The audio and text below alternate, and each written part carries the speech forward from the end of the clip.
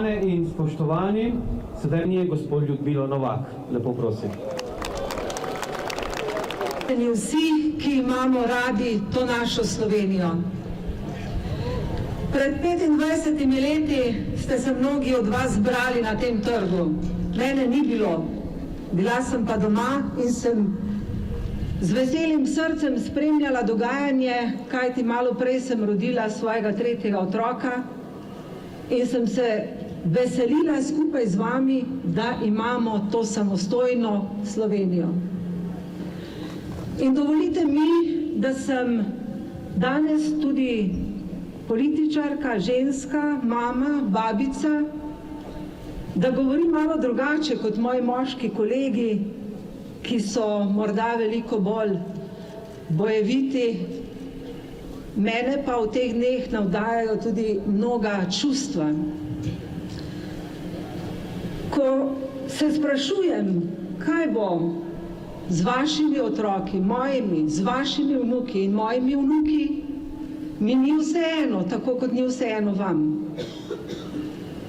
Ko poslušam, da mnogi napovedujejo 3. svetovno vojno, da napovedujejo različne spopade, jedrske grožnje, orožne vaje, da plašijo, strašijo drug drugega, da so teroristični napadi že v mnogih evropskih mestih, torej zelo blizu nas, me postaja strah, me skrbi, skrbi tudi vas. In takrat se sprašujem, kaj narediti. Zagotovo Evropska unija mora ostati, pa ne kot prisilni jopič, ki nas utesnjuje, ki ne dovoljuje vsaki državi svoje svobode in svojih odločitev, ampak kot neka skupnost, ki je večja, močnejša, ki se bo lažje ubranila vsega, kar je pred nami. In pred svetom so mnoge resne preizkušnje, to vemo vsi.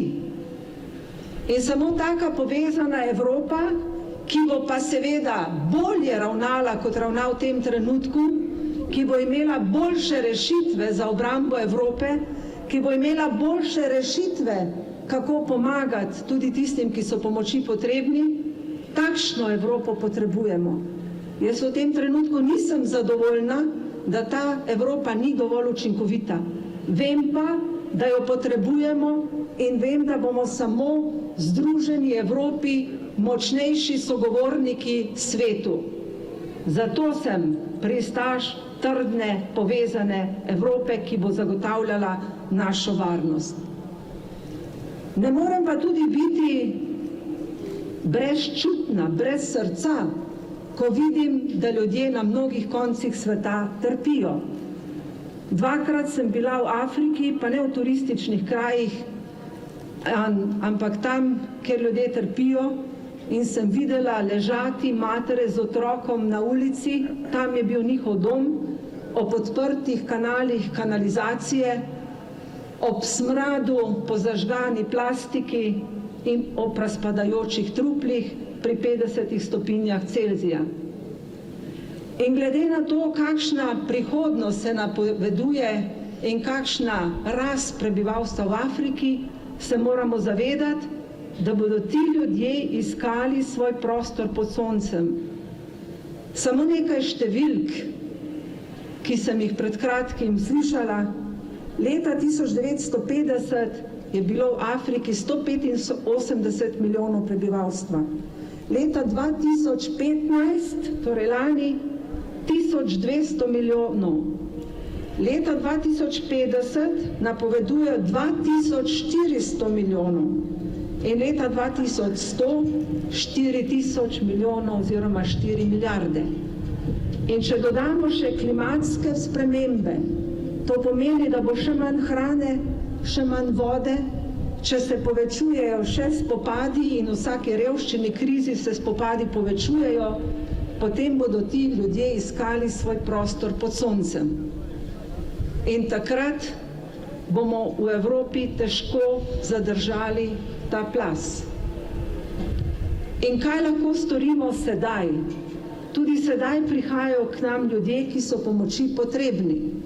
Mi se moramo dogovoriti, katero je tisto število ljudi, ki jih lahko sprejmemo, ne da bi zato bila ogrožena naša država, ne da bi zato bila ogrožena naša kultura, naš jezik, naš narod. Ne moremo biti popolnoma brezčutni. K temu nas spodbuja tudi papež Frančišek. Moramo pomagati seveda najprej tam, kjer so ti ljudje doma, tam jim pomagati, da bodo znova obnovili svoje domove, da ne bodo lačni, ne pa biti brezčuten do njih. In mi moramo pomagati človeku in se boriti proti zlu, proti terorizmu. Lahko, da se ne strinjate z menoj, ampak žvižganje nam ne bo pomagalo. Mi moramo iskati rešitve. In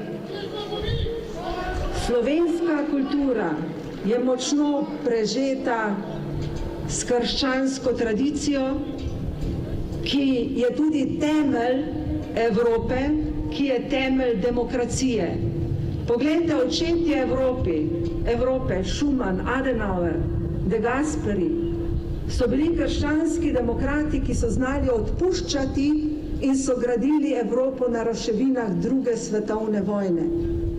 In mislim, da je odpuščanje tisto, česar Slovenci še nismo dokončno naredili. Kajti zamere, to je tisto, kar nas utesnjuje, kar nas bega, kar povzroča ječo za človeka. In tako kot si ne želimo vojne, si verjetno tudi ne želimo druge državljanske vojne, ko še te nismo zaključili. In kje so rešitve? Vsi se veselimo uspehu naših športnikov. Ti naši športniki niso jamrali in stokali, kako je Slovenija majhna, kako nima denarja, kako je nemogoče zmagati. Ne, delali so, trenirali so in zmagujejo. In mi moramo narediti te skoke, te polete v prihodnost, takšne, ki nas bodo opogumljali. Jaz pričakujem, da je desnica boljša od levice.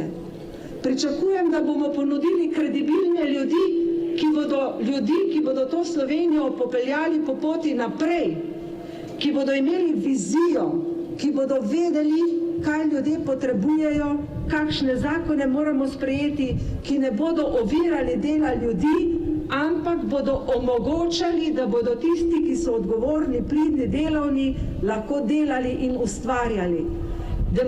Torej, desnica mora biti bolj demokratična,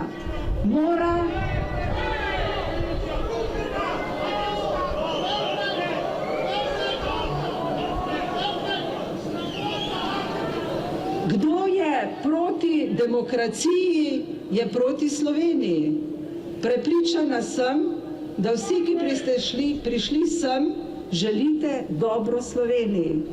Ali je kdaj zlo rešilo probleme? Ali je kdaj zlo vodilo kakšno državo naprej? Ali je kakšna vojna rešila en sam problem? Nobenega.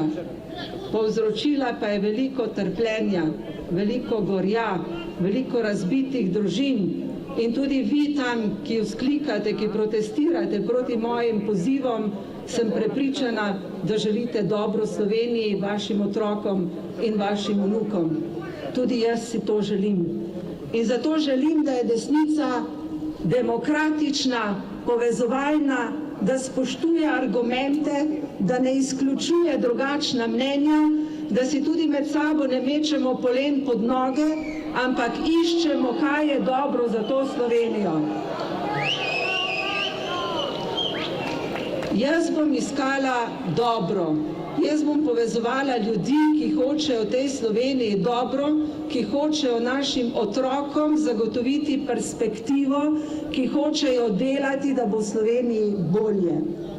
In to pričakujem tudi od Slovenije in vseh nas.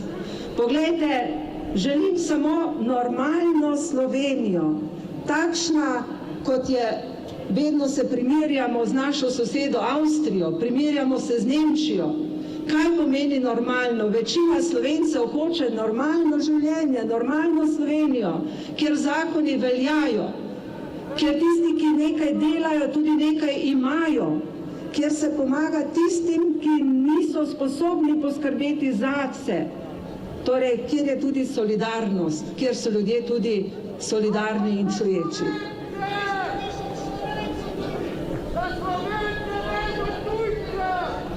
Smo za Slovenijo, ki bo demokratična, vključujoča, ki bo iskala rešitve za prihodnost.